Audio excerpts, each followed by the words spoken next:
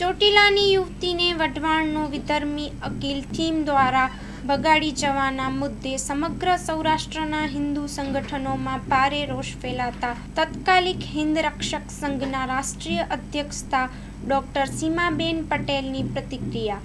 Report by Sandeep Chavda, Rajkot. જય શ્રી રામ. હું doctor સીમા પટેલ.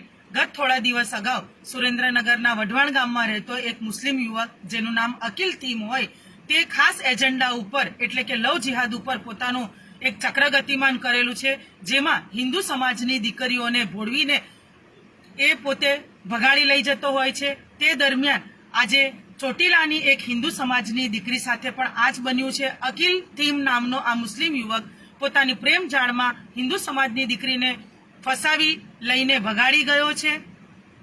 આ સંદર્ભે તમામ હિન્દુ સંગઠનો સુરેન્દ્રનગરના એસપી સાહેબને આવેદનપત્ર પાઠવવામાં આવ્યું છે અને એસપી સાહેબને એક જ માંગ કરી છે કે જલ્દીથી જલ્દી આના ઉપર કાર્યવાહી કરવામાં આવે અને હિન્દુ સમાજની દીકરીને ઘર વાપસી કરવામાં આવે.